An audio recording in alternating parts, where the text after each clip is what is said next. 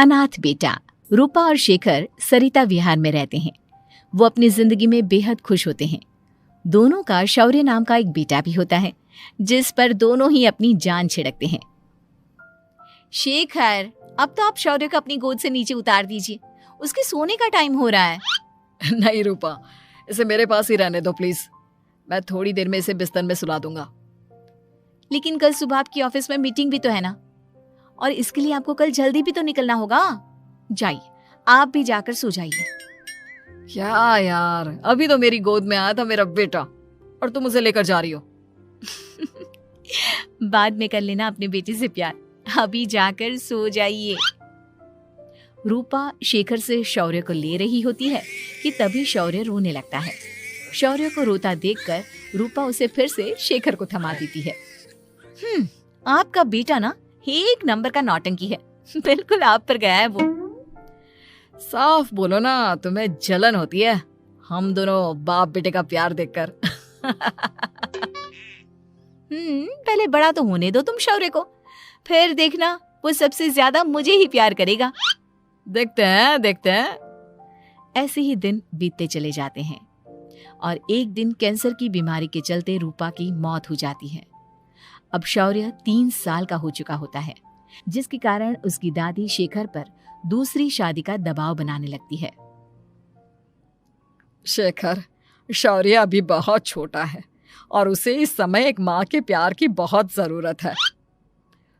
माँ, मुझे दूसरी शादी नहीं करनी। क्या पता जो दूसरी औरत आएगी वो मेरे बेटे को एक माँ का प्यार दे या ना दे। तो रूपा की छोटी बहन वैशाली से ही शादी क्यों नहीं कर लेता? वो तो शौर्य को एक माँ का प्यार पूरा दे सकती है ना। मैंने कहा ना माँ, मुझे दूसरी शादी नहीं करनी, और अपनी ही पत्नी के बहन से तो हरगिज नहीं। ऊपर से अगर रूपा देख रही होगी तो वो क्या सोचेगी? अपने लिए ना सही, लेकिन तुझे शौर्य के लिए तो शादी करनी ही पड़ेगी ना बेटा।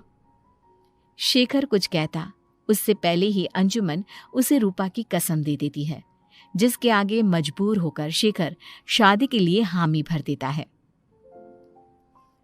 देखो वैशाली, मैंने तुमसे शादी सिर्फ अपने बच्चे के लिए की है। मैं चाहता हूं कि तुम उसे एक माँ का भरपूर प्यार दो। शौर्य, आपके साथ साथ मेरा भी कुछ लगता है।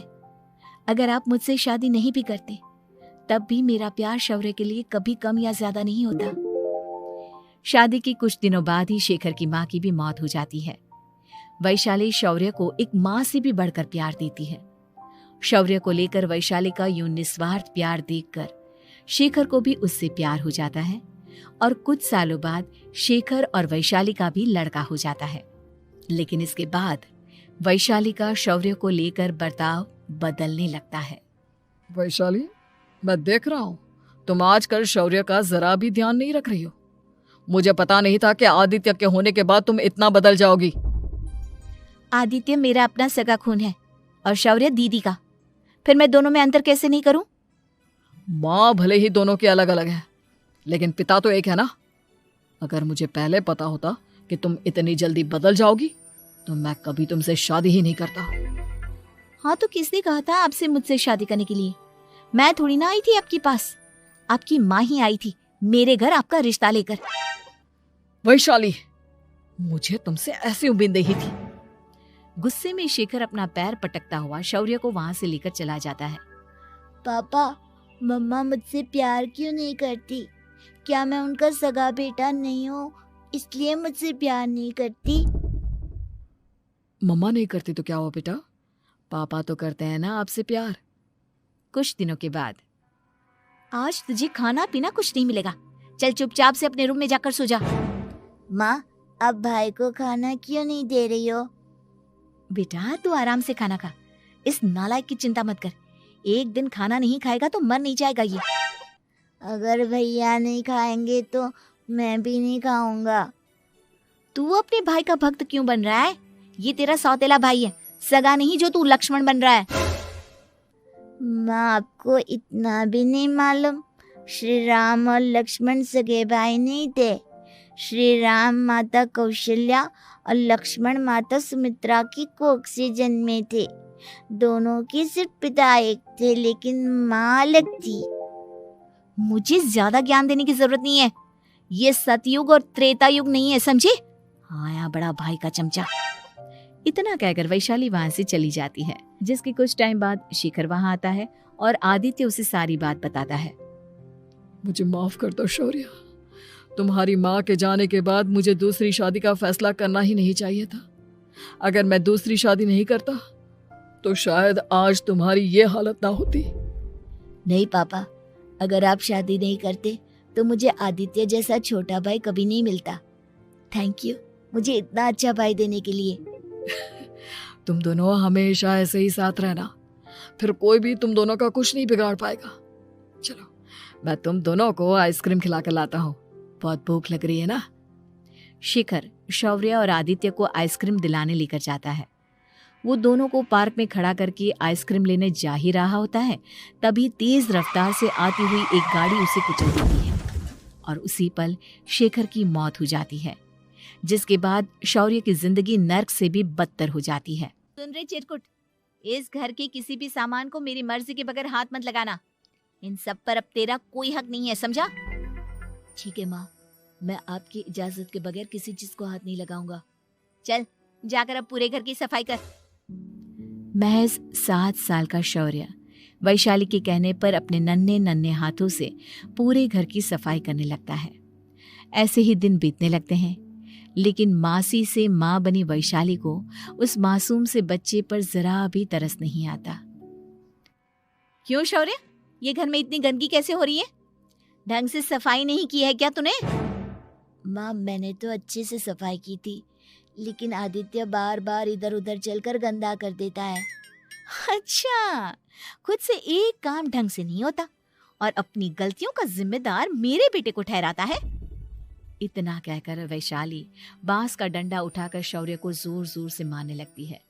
तभी वहां वैशाली के मायके वाले भी आ जाते हैं और उसकी सारी करतूतें देख लेते हैं। माँ मैं ऐसा क्या करूं जिससे आप मुझे भी आदित्य के जितना प्यार करोगी? बोलिए ना माँ, मेरे क्या करने से आपके अंदर मेरे लिए ममता जागेगी? वैशाली शौर्य की एक नहीं सुनती, उसके ऊपर डंडे बरसाती जाती है। हद पार होते देख वैशाली की माँ उसका हाथ पकड़ती है और जोर से उसे थप्पड़ मारती है। यही सब करने के लिए तूने दामाद जी से शादी की थी? हमने सपने में भी तुझसे ऐसी हरकत की उम्मीद नहीं की थी। तू माँ नहीं, माँ के नाम पर एक धब्बा है। बस कीजिए माँ, आदित्य के इस दुनिया में आने से पहले मैंने इसे बहुत प्यार किया था, लेकिन अब जब मेरी खुद की औलाद है तो मैं किसी और के बच्चे से प्यार क्यों करूं? अरे नालायक औरत, जिसे तू किसी और का बच्चा कह रही है वो तेरी खुद की सगी बहन का बच्चा है।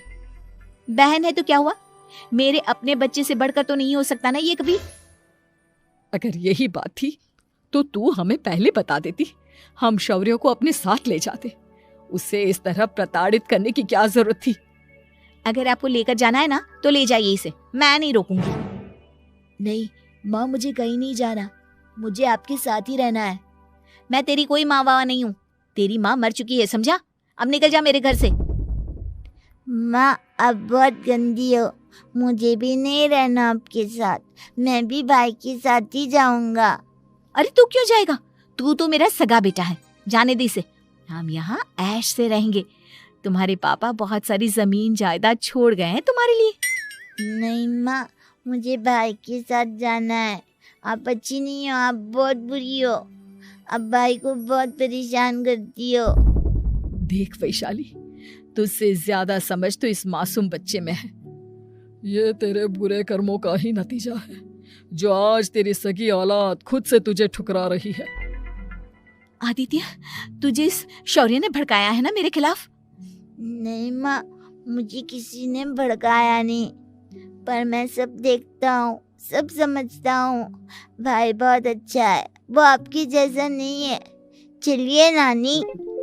इतना कहकर वैशाली के मायके वाले आदित्य और शौर्य को अपने साथ ले जाते हैं और इस तरह वैशाली बड़े से घर में अकेली पड़ जाती है।